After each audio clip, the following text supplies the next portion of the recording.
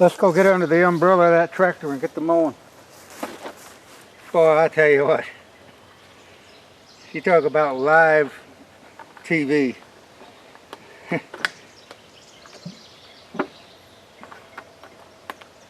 I could have stomped that for days on end and never found that camera. Fortunately, I guess I was wrong. One more pass, I did find it. But boy, you talk about bow hunting with highs and lows. There was one for you.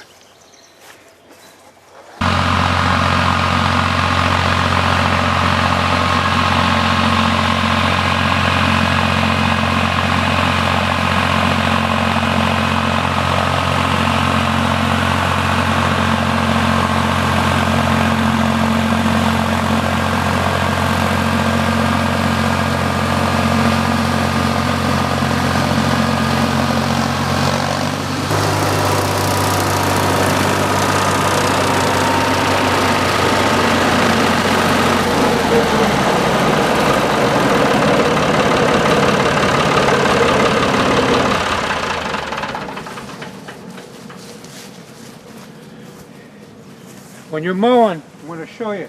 You want to keep that rotary mower as high as you can keep it. Don't be scalping.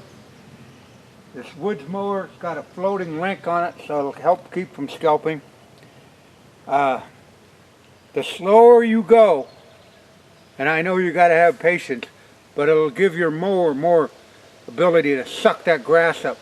It's so tall now and has a lot of moisture in it on its own. So you want to set your gauge. I'll show you. This right here will only let me go down. I'm not going down very far at all on the 3-point. It's blocked off right there. I want to keep it as high as I can, and I'm just clipping the top off. But the slower you go, the more mulching it's going to do. And it's still going to leave. You can still see that's pretty tall. But you just want to take it slow and crop the top off and let the mower do its vacuum, sucking it up. That gives it time to suck it up and mulch it, and keeps it from just running over it. And like I say, I had to go with the big tractor today because of the height. The little tractor wouldn't do the job. It wouldn't have the RPMs. And I can run this in first gear, and it really picks the clover up because it creates its own moisture, even if we've been wet. But that much moisture is going to have a lot of moisture in it. So you just want to go slow. Take it slow and easy, and you'll get it mowed off real nice. Remember, you're not in a race with anyone. This is your time. You do your thing. You get one time to do it right.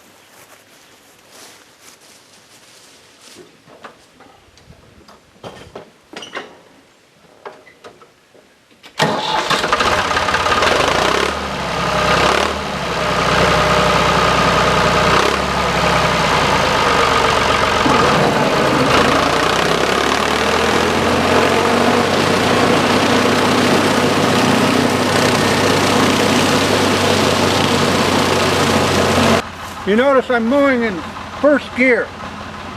There's 8 gears in that tractor. I got it in first gear. I very seldom run it in first gear. But what I've got is I've got real slow ground speed and maximum RPMs to turn that PTO, which is 540 RPMs anyway. But I'm turning it maximum ground speed slow enough so it's doing mulching as it goes. It's just not kicking it out like I'd be if I was just mowing weeds. So it's a whole different operation. You want to slow down and let the mower do its job.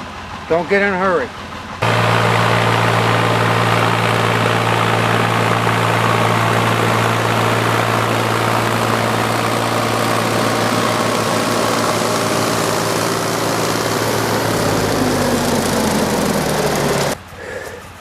Okay, right now we're at the top of my boot, and over here, we step over here, we're about mid boot.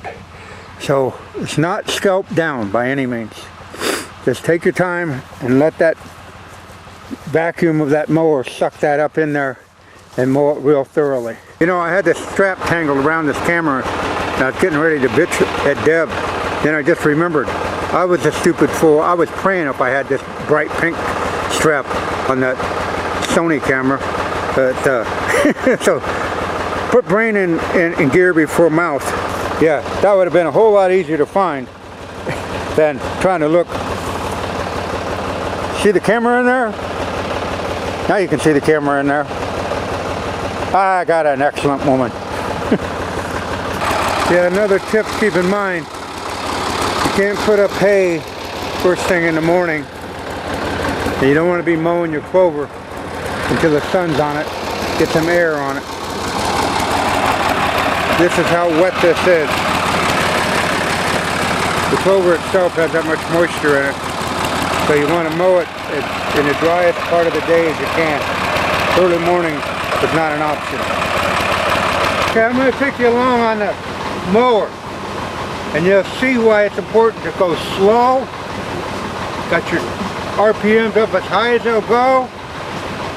And you'll see the front tire smashing the clover over. As it goes over it, there's a lot of moisture in it. The wind's probably 30 miles an hour. Beautiful day to be doing this. But you still got a lot of moisture in the foliage.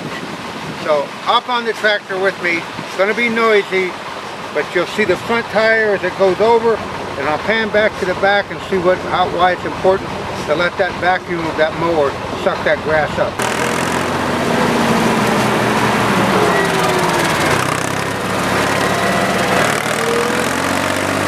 Notice that tire smashing that down.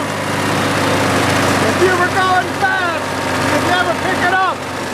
Now we're going to come back here in the back. See that mower going fast enough, RPM wise, to suck that up. And you got to pick that track up. As you can see, it smashed it down right there.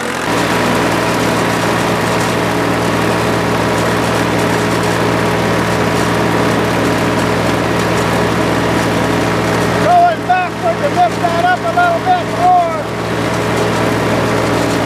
And taking that ridge out of there. Mowing is slow.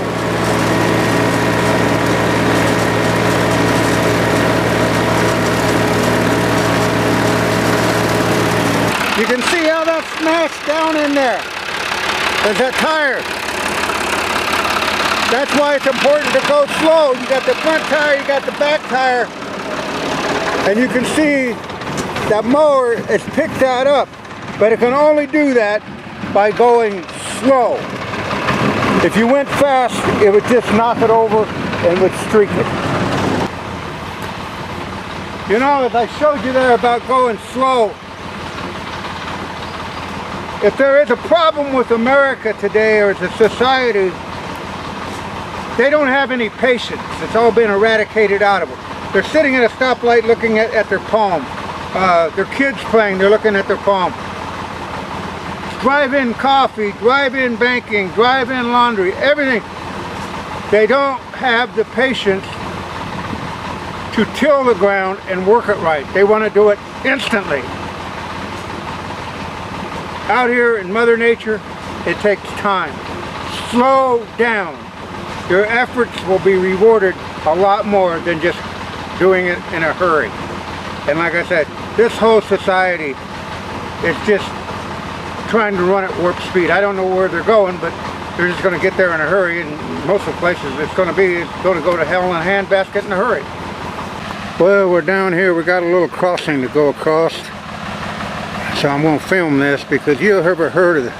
They'll say it's soft, softer than shit. Well, that's what we got down here. Here's what we got.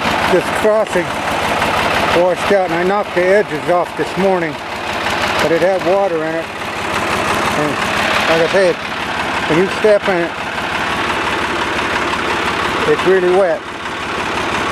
But I got these pieces of micro lamb off the construction site. Scrap thrown away, so I'm planning on just driving over them, and that should hold it up to keep me out of that mud. Well, if everything's right, I'll be back over on this side shutting the camera off.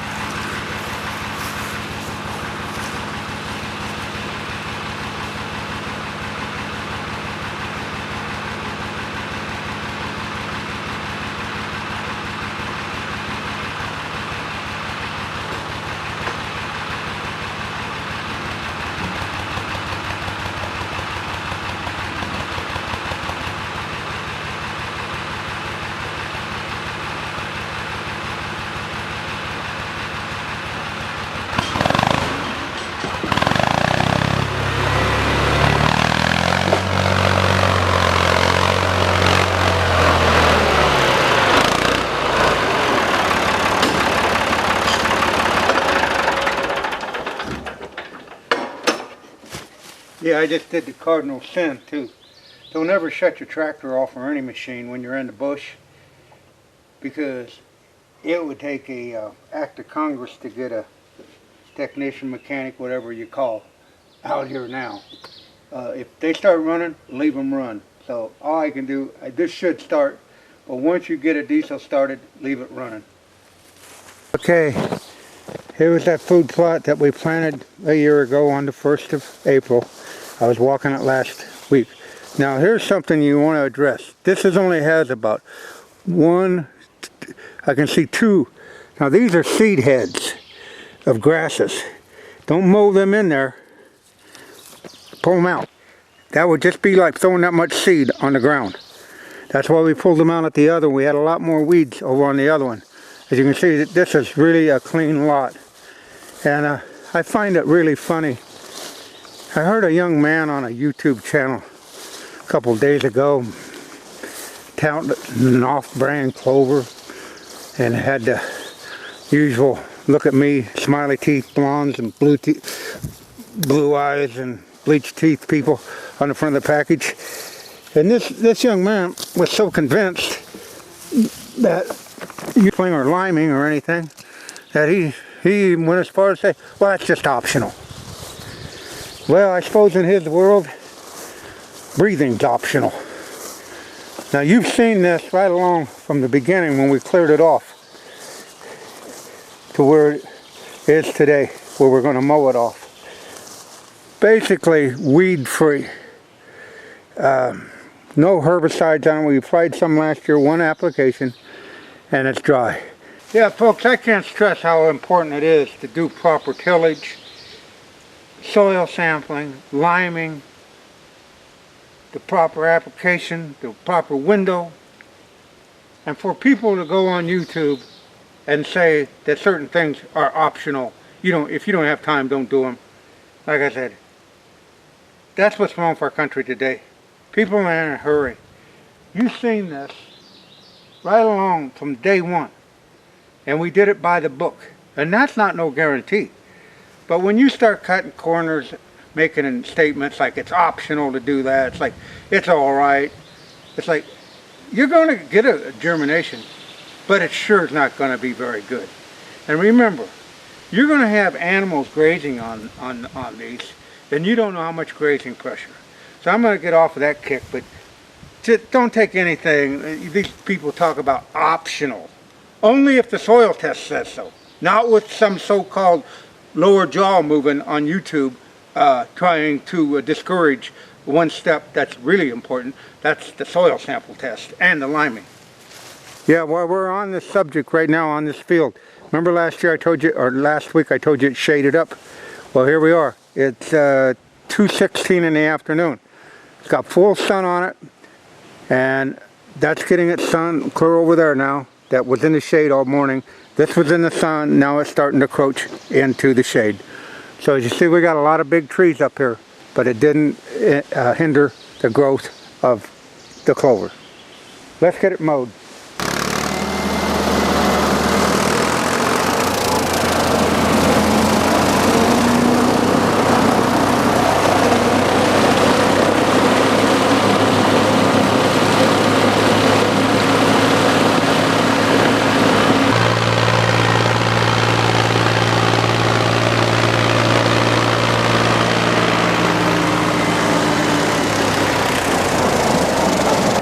Remember when I said this was all about the habitat?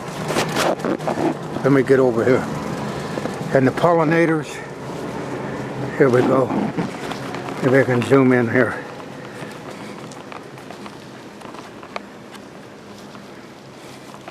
Yeah, back out a little bit. Trying to get that butterfly.